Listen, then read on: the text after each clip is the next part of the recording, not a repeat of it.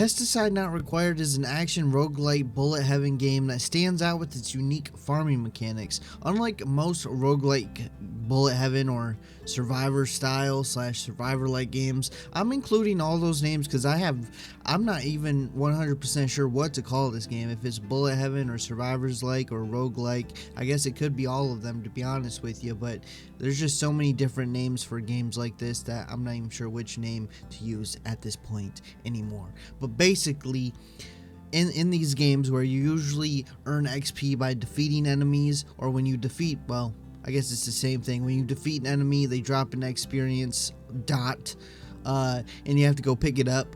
In this game, it's a bit different because you'll have to grow crops, or you'll have to go and fish to level up while at the same time fighting enemies. And if you want new weapons, you'll have to grow those too.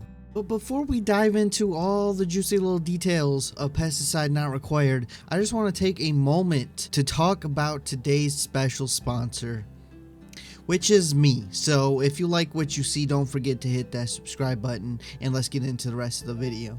Pesticide Not Required takes the familiar chaos of bullet heaven games and mixes it with the strategic and rewarding elements of farming.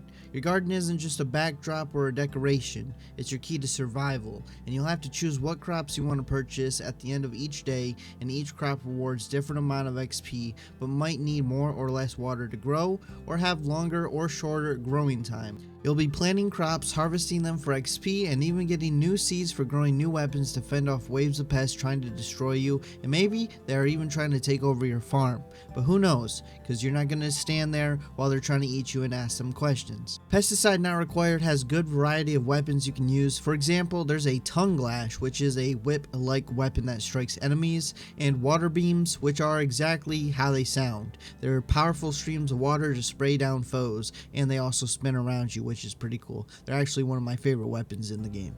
You also got lawnmowers that shoot out and mow down enemies in their path, and a hammer that might not deal much damage or really any damage at all, but it packs a punch with its high knockback and makes enemies go flying backwards. Then there are bouncy balls, which ricochet between enemies, dealing less damage, but they have a higher chance to land a critical hit, which deals massive damage. And these are just a few examples of the weapon. There's a ton of variety of weapons to explore and different builds that you could do, and along with the traits that you choose while leveling up, there's just a bunch of variety to create unique builds tailored to what you like and what frog you have chosen, as each frog is going to excel and be better at different things in different builds. Oh, and if you haven't noticed, all the characters that you play as are frogs, and true to the genre, each frog comes with its own strengths and weaknesses and starting stats and starting weapon, giving you plenty of options to match your playstyle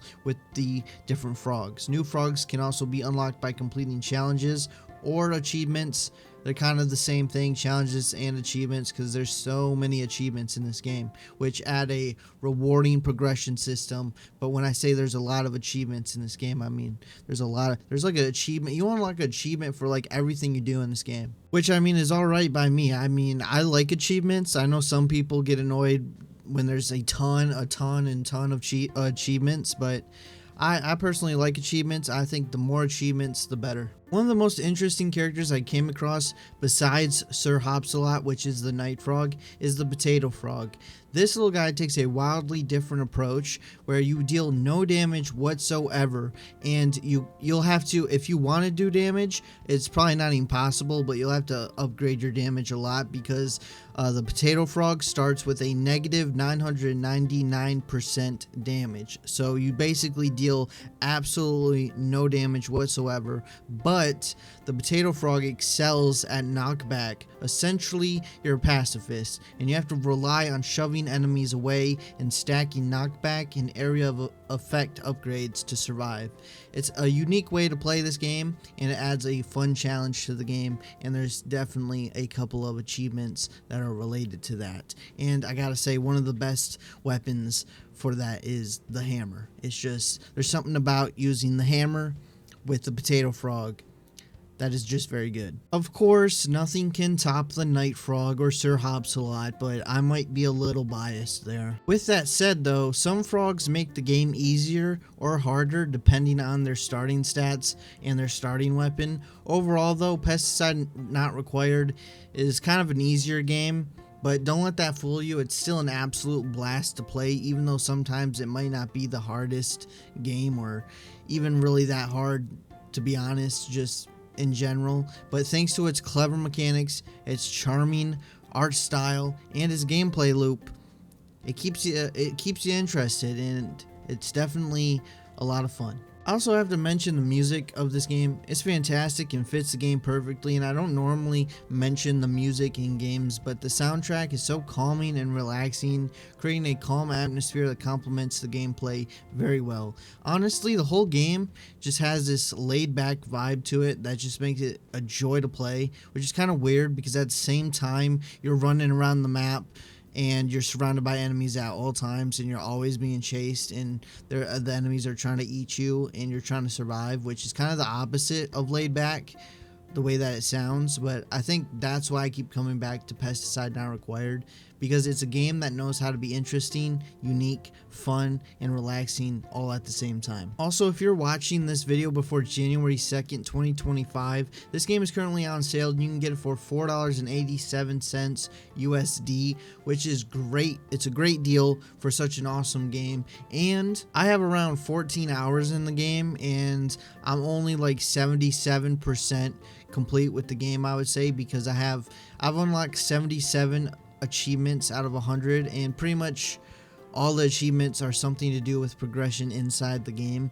whether it's like unlock a new character, or buy this piece of decor, or survive this difficulty or something like that. So I'm completed most of the game. I haven't played all the characters, and there's only like one difficulty level in winter that I haven't played yet, but you can get at least, in my opinion, 14 hours of gameplay from a $4 game, which is excellent. Anyways, that's all I got to say about this game, and that's pretty much going to be it for this video. If I haven't convinced you to get this game yet, then I don't know what else needs to be said. You're probably not going to get this game, but thank you for watching the video anyway. But that's going to be it for this video, so I hope you enjoyed it. If you did, make sure to hit that like button. Leave a comment below, tell me what you think of this game and this video. If you haven't already, hit that subscribe button because you want to be subscribed, and I'll see you next time.